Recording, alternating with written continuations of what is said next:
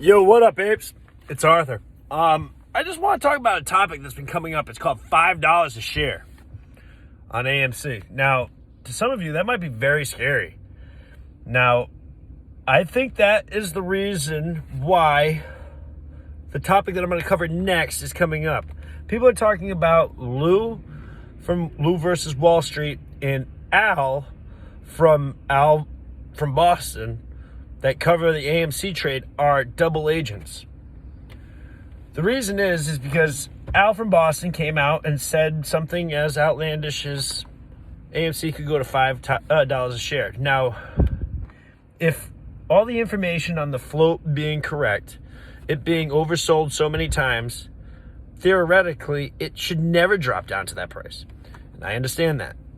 However, with information that Lou gave us, with there being a secondary database where they park our buy orders, and they only show sell orders to the actual stock market, and then the only buy orders that they show for themselves are the ones that they're synthetically ping-ponging back and forth with their algorithmic machine, then $5 a share is very possible because they're not showing any of our buying pressure to the market.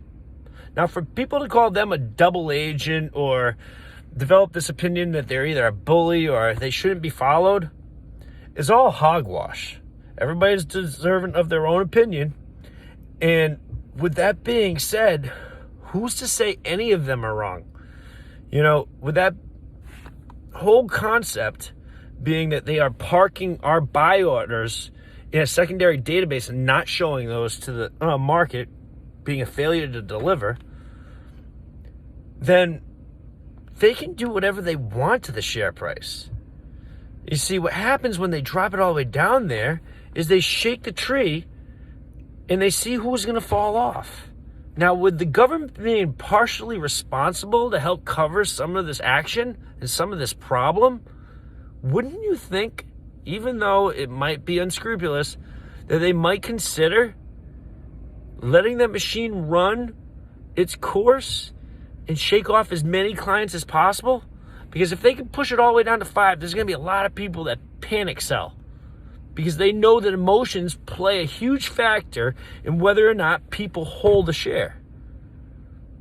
So if they can mess with the sentiment, don't you think that the government would stand by that? So don't be surprised if you see that share price go all the way down.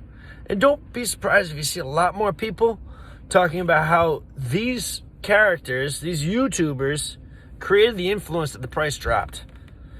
Listen to whoever you want. Develop whatever opinion you want. Make sure you have a plan and that you execute the plan. That's the most important thing. If your plan's $400, if your plan's $1,000, if your plan's $5,000 a share, execute your plan. Just remember, this is the stock market. You know, a lot of people get their feelings crushed. A lot of people have their dreams come true. However, that's not going to happen for everybody on this play. Some people are going to hold too long. Some people are going to sell too early. That's, the skinny of it. I just pray to God that none of you sell before like $10, $15, $20 in this range, because it's worth so much more. And everybody here that's making a video, whether they are a shill, whether they are a Fed, whether they are the person that they are saying that they are, we all know that this share is worth much more than what we see. And with the influence and the news and everybody talking about it and it being one of the most bought share, I don't know a single person that's sold any of their shares. Consider that. I know a lot of shareholders, and I don't know a single one that sold any of them. So moving forward, let's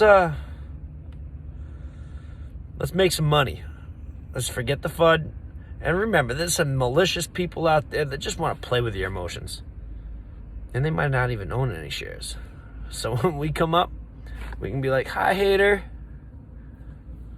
Later, y'all.